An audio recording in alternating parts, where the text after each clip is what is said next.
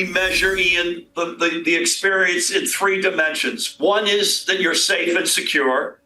Two, that your transportation was a good experience.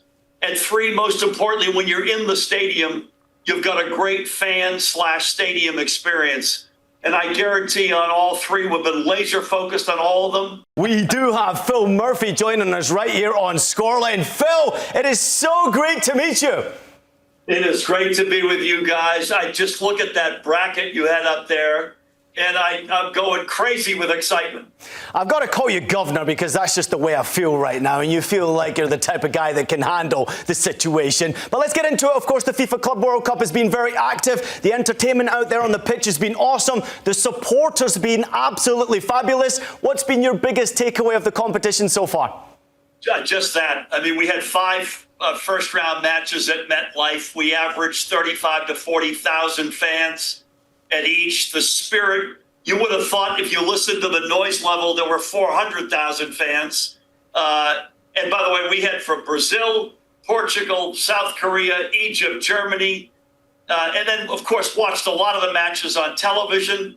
And now at MetLife, we've got the quarterfinal. You mentioned Real Madrid, Borussia Dortmund, both semis, and the final. So the best is yet to come. I cannot wait. Oh, man, so I got a taste of the very first match, Fluminense versus Borussia Dortmund. I know you were there, and I couldn't believe what I was seeing at 12 o'clock, so it's good to see the great state of New Jersey, as our very own Tony Miola always says, getting a bit of soccer back in its veins. So I want to ask you this, Governor. Soccer has been a big part of your life and your family's life. How did you get connected to the game in the first place? That's a great question.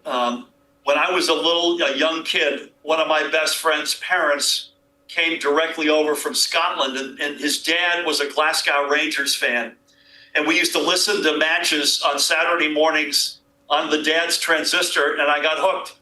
I then played in school, not well, by the way. I hope there are no tapes of me playing. And then I moved to Germany as a banker. West Germany were the defending World Cup champs at that point. I got into the Bundesliga, got married, had kids, all of whom played at a high level.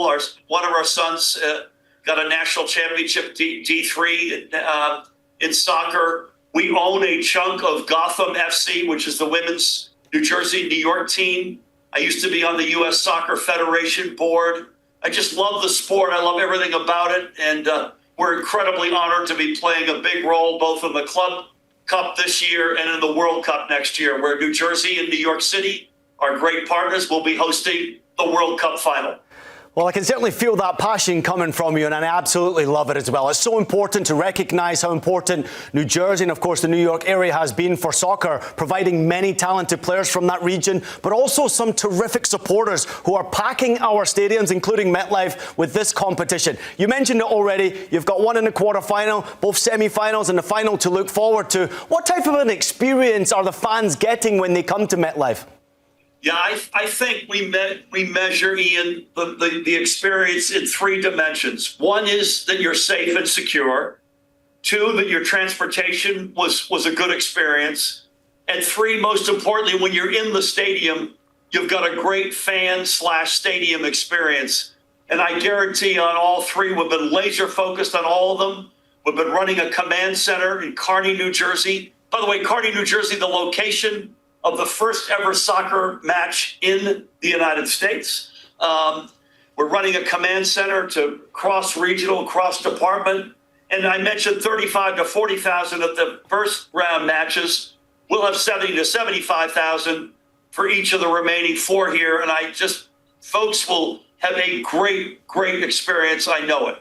Well, Governor Murphy, you do know that Kearney, New Jersey is the home of U.S. soccer royalty. Tony Miola, Tab Ramos, a litany of legends coming through that hometown. Yeah, you said Harks. John Harks. Well, right? Harks as well. Incredible. Yeah. So I want to leap forward, but also sit in the present as well. Do two things at once. I'm horrible at it. I know you're great at it. That's why you're in politics. So as you said, the Club World Cup final will be in the New Jersey, New York City area. The World Cup final will be in the same stadium, in the same venue. What are some things that you've learned now being a fan and being at the stadium that you didn't know before a year out from the World Cup? Yeah, the good news is, Michael, that there have not been a lot of surprises. I'm knocking on wood here and hoping and frankly expecting that'll continue to be the same. The only surprises I've had are positive ones. The passion in the stadium. I'll give you an example. One of the great Egyptian clubs was in one of our first-round matches. They brought, I think there are 25,000 fans rooting for them at Metlife in a stunning, by the way, against Porto with a 4-4 final result, so 8 goals. And so the surprises have been positive. Having said that, I mentioned this command center. I mentioned the dimensions through which we see what amounts to a positive experience. One of the great benefits of hosting this tournament is we'll be able to tweak and plus up and shift as we need be as we prepare then for next year. So the way you phrased it, I think, is exactly the way we're living it. It's in the here and now for the benefit of right now in this tournament, but also the learning curve that we're on that we'll be able to apply to next year's World Cup. Yeah, it's fabulous to hear that, and obviously the excitement is already there. The Club World Cup has really been exceptional. The FIFA World Cup is only going to blow our minds even more so. Now, I'm always told to keep on script, but I love to come off script because I think there's important questions to be asked. And I want to know about the people of New Jersey in particular, because, of course, when you are hosting a Club World Cup final and you're preparing for a FIFA World Cup, which is just so exceptional for this region, what does it mean to the people, especially those people in New Jersey and in the New York area who maybe are not soccer fans? Maybe it's businesses, maybe it's schools, maybe, Governor, maybe it's the next children who are coming through, boy or girl, to play our beautiful game. What does it mean to those people? No, I love that question. So in the here and now, it's a huge point of pride, but it's also cold-bloodedly, if you will, a huge deal for the region. World Cup next year, by example, 1 to 2 million visitors into the region. Economic impact, $3 to $4 billion. Permanent jobs created, 14,000. Those are all our researched estimates. So even if, as you're to your very good point, even if you're not a soccer fan, that's a big deal. And by the way, we'll have fan fests all throughout the region. And as you know, they're plussing up the amount of countries next year to 48, which means there'll be 104 matches. And as proud as we are of the 8 that we'll host at MetLife, that's 96 that we won't host, which is why these fan fests, our big one will be at Liberty State Park in Jersey City. Capacity 45,000, 22 huge screens. The backdrop, Ellis Island, Statue of Liberty, the Manhattan skyline.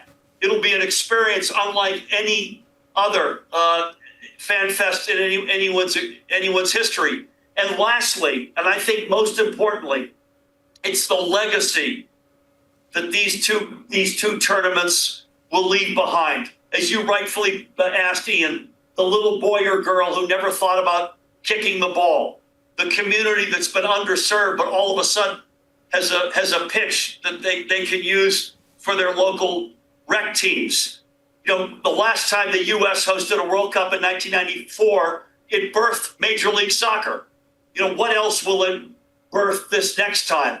I think the legacy is even more important than the tournaments themselves. Governor, I can tell you I was a 13-year-old boy when I attended in 1994 the World Cup, and to me it changed my life, seeing what US soccer could basically become because of the beautiful game and what happened with that fabulous team. Many of those players obviously coming from New Jersey as well, who are in that 94 squad. It's just truly exceptional. Now I feel, Governor, your passion for the game, your desire to obviously improve life around the beautiful game. But I also hear a rumor that you spent some time in a country that I played in Germany. So can I ask you maybe a personal question here? Do you have a team? Do you have a passion inside German football as well? You're absolutely right. I was both in the private sector, a banker, and then I was the United States ambassador for 4 years in Berlin. And if I didn't love the sport before then, our family has gone hook, line, and sinker. You'll appreciate this, Ian. Sami Khedira is going to be staying with us this weekend and going to the matches. He's become a very close friend over the years. We know the Dortmund guys very well. We know the Bayern Munich guys very well, and they're both still very much alive. But as much as I love both of those storied clubs, we're looking for great soccer, and we know that's exactly what we're going to get. You've got 5 big-time European teams left, 2 storied Brazilian sides, and Al Hilal, which shocked Man City 2 nights ago. Those are the 8 teams. I think any one of them can win this thing. I'm just looking forward to some great soccer. It's just wonderful to hear, and it's so fantastic for us to get the opportunity to speak to you as well. Michael Oud, I think we've got to give a round of applause to Governor Phil Murphy from New Jersey. We appreciate you so much. Thank you so much for joining us.